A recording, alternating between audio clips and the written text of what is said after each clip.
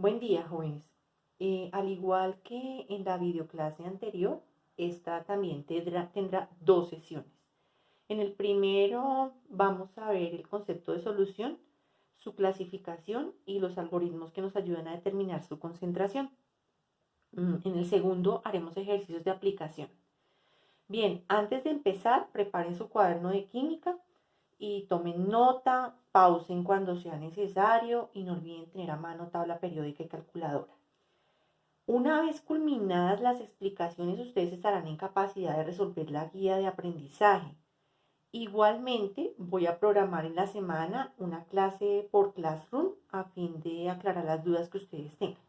Bien, sin más preámbulo, comencemos nuestra explicación. ¿Listo?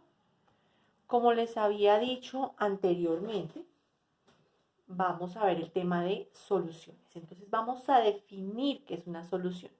Una solución decimos que es una mezcla homogénea de dos o más sustancias. Estas sustancias pueden ser líquidas, sólidas o gaseosas. Habitualmente vamos a encontrar soluciones en mayor porcentaje de tipo líquido, ¿correcto? Las soluciones están conformadas por dos elementos muy importantes, el solvente y el soluto. La suma de estos dos me va a dar la solución. El solvente, ¿qué es el solvente? El solvente es el que disuelve. ¿Listo? ¿Qué es el soluto? Es lo que se disuelve. ¿Y qué es la solución? Pues ya será entonces la mezcla. Para efectos de escritura o la forma abreviada en la que se escriben cada una de estos elementos, el solvente de ahora en adelante los vamos a determinar con la letra STE, solvente. El soluto con las letras STO, o sea que solvente más soluto, me va a dar la solución que la vamos a asignar con las letras SLN. Solvente más soluto es igual a la solución. En los problemas que vamos a ver más adelante es muy importante que ustedes aprendan a determinar qué es el solvente, qué es el soluto y qué es la solución. Recuerden que el solvente es el que disuelve, soluto es lo que se va a disolver y la solución ya es la mezcla o la suma de estos dos. Bien, ahora miremos cuáles son las clases de soluciones. Las soluciones están relacionadas con el porcentaje o la cantidad que hay de soluto y solvente. Encontramos tres: insaturada, saturada y sobresaturada. ¿Cuál es la diferencia entre cada una de ellas? La insaturada decimos que el soluto está en menor proporción a la capacidad que tiene el solvente. Acuérdense que esto es una capacidad. No estamos hablando de cantidad, sino de la capacidad que tiene el solvente para disolver el soluto. Entonces, el soluto está en menor proporción a la capacidad que tiene el solvente. Hablaremos de forma coloquial. Si tenemos una taza de café y en esa taza de café agregamos una cucharadita pequeña de azúcar, pues el soluto en este caso va a ser el azúcar y estará en menor proporción a la capacidad que tiene el café, ¿correcto? O sea, el soluto, que es el azúcar, está en menor proporción al café, que vendría a ser el solvente. ¿Listo? Hablamos de una solución saturada cuando el soluto y solvente o la capacidad de solvente está en igual o similar proporción. Este signo significa similar. ¿Listo? Si habláramos del mismo ejemplo, tenemos nuestra taza de café y agregamos ya no una, sino 2 cucharaditas de azúcar al café. Y decimos que el café quedó bien, que el café quedó a un sabor agradable y la cantidad de azúcar es la adecuada para esta solución que estamos haciendo de café con azúcar. Entonces, el soluto, que es el azúcar, está en más o menos la misma o igual proporción de la capacidad que tiene el café para disolverlo. ¿Listo? Y hablamos de una solución sobresaturada cuando el soluto está en mayor proporción al solvente. quiere decir que el solvente no tiene una capacidad lo suficientemente grande para disolver todo el soluto que hay. Entonces, si tenemos este ejemplo, es cuando agregamos mucha azúcar. ¿Y qué va a pasar? Pues se va a endulzar, pero va a quedar abajo como un residuo de azúcar, que quiere decir que todavía no se disolvió porque es excesiva la cantidad de soluto con relación al solvente, que es el café. ¿Listo? Entonces aquí estamos hablando de una capacidad del solvente para disolver el soluto, ¿correcto? Bien. Al respecto, tengo que decirles que el solvente universal es el agua. El agua por una característica muy importante, y es que el agua es una sustancia polar. Quiere decir que tiene polo positivo y tiene polo negativo. Esta característica hace que sea el solvente universal. ¿Existen otros solventes? Sí. Habitualmente de tipo orgánico. El alcohol, por ejemplo, es un solvente. Pero la característica del agua es muy importante porque el agua va a disolver muchas sustancias también que sean polares. ¿Listo? Vamos a ver entonces la molécula del agua. Mire, aquí tengo una molécula de agua. La molécula del agua habitualmente nosotros pensamos que es lineal, pero en realidad tiene forma como de triángulo. ¿Listo?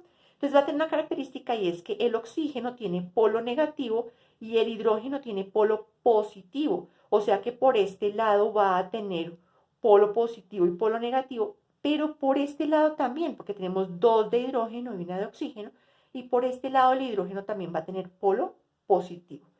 Cuando se une a otras moléculas de agua, pues se va a unir por diferencia de polaridad. Ustedes saben que polos diferentes se atraen, polos iguales se repelen. Entonces va a unirse con esta molécula de agua formando una unión por diferencia de polaridad. Esta molécula se va a unir a esta por esta línea punteada como una especie de puente de unión entre moléculas. Entonces fíjense que entre moléculas, esta es una molécula, se unió a la otra por diferencia de polaridad, y esta también se unió por diferencia de polaridad, y así sucesivamente. Esta molécula se unió con esta y con esta del lado por diferencia de polaridad. A estas uniones que se hacen por diferencia de polaridad en el agua se les denominan puentes de hidrógeno, y van a ser muy importantes estos puentes de hidrógeno al momento de formar una unión química o una solución. ¿Listo? Vamos a ver entonces cómo se hacen estas soluciones. Aquí tengo un esquema de los puentes de hidrógeno, que los estamos haciendo aquí como con un color verdecito clarito. Entonces tenemos nuestras moléculas de agua, muchas moléculas de agua unidas por puentes de hidrógeno por diferencia de polaridad. Y tenemos una sustancia que también es polar, que es el cloruro de sodio, NaCl. Tiene un polo positivo y un polo negativo. ¿Qué es lo que va a ocurrir? Dijimos que sustancias polares se disuelven en sustancias polares por diferencia de polaridad. ¿Qué va a ocurrir con este cloruro de sodio?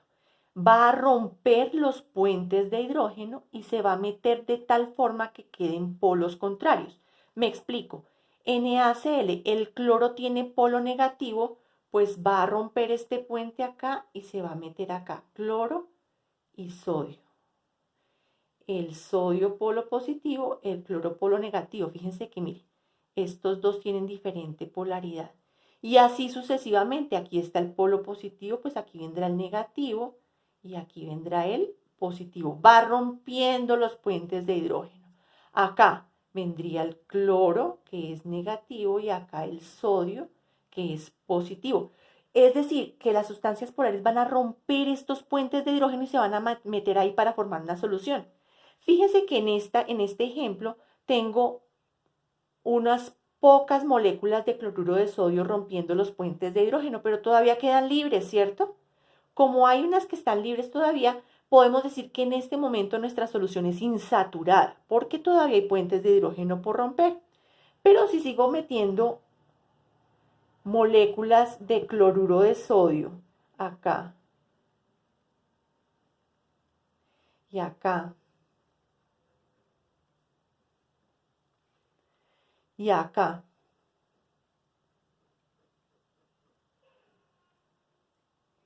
Entonces, a medida que va ocurriendo esto, cuando ya van quedando poquitos puentes de hidrógeno por romperse, estamos hablando de que todavía el agua tiene una capacidad de disolver moléculas de cloruro de sodio, pero pues están casi todos los puentes ubicados, ¿cierto? O están rotos. Entonces decimos que cuando está llegando a su punto culmen, estamos hablando de una solución saturada porque la proporción de soluto está casi igual a la proporción de solvente o la capacidad que tiene el solvente de, de romperse los puentes de hidrógeno. Acá, cuando seguimos adicionando en este caso cloruro de sodio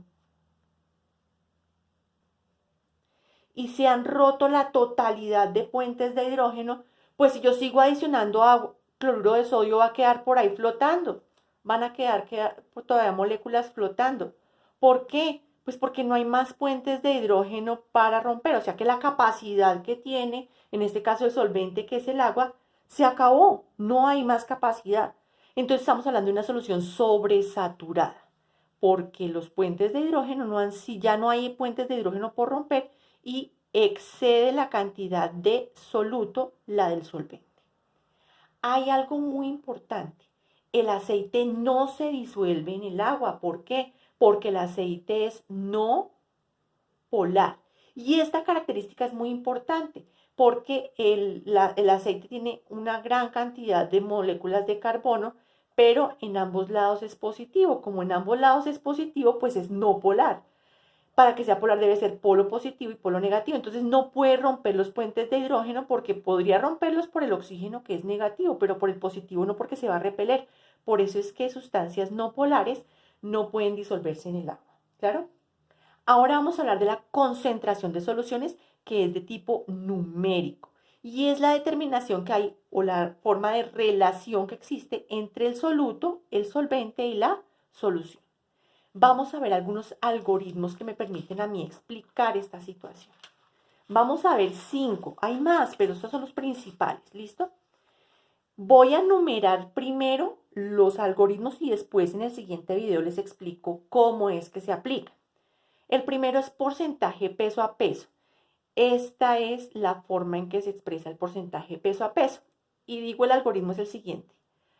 Porcentaje peso a peso es igual a gramos de soluto sobre gramos de solución por el 100%. Recuerden que los problemas es muy importante aprender a determinar qué es el soluto, qué es el solvente y cuál es la solución. Y aquí hay algo muy importante que aclarar.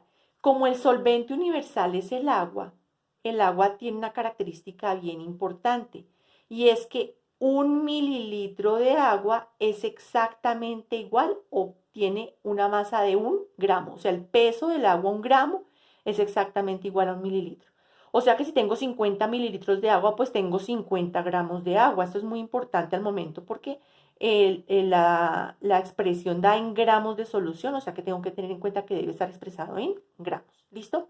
Segundo, porcentaje volumen a volumen se expresa como porcentaje VOV y diré que entonces porcentaje volumen a volumen es igual a mililitros de soluto sobre mililitros de solución por el 100%.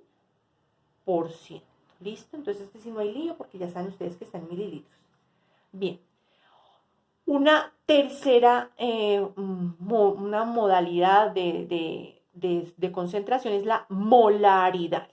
Se designa con la letra M mayúscula.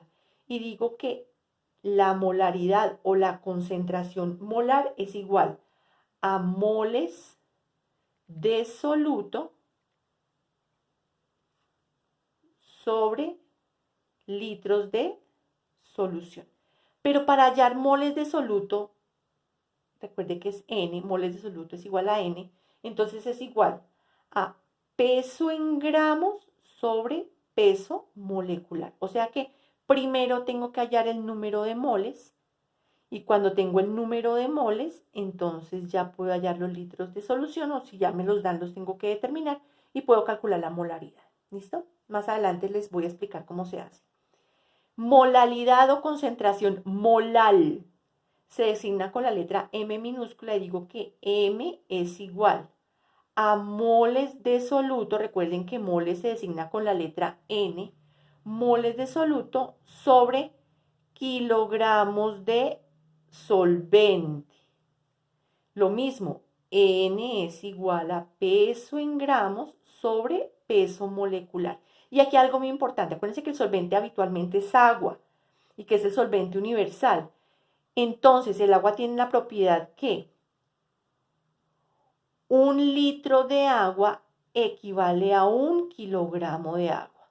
O sea que si tengo 5 litros de agua, ellos equivalen a 5 kilogramos del agua. Esto solo ocurre en el agua. No hay ninguna otra sustancia que tenga esta característica. 1 litro de agua equivale a 1 kilogramo del agua, así como acá, 1 mililitro de agua equivale a 1 gramo de agua. ¿Listo?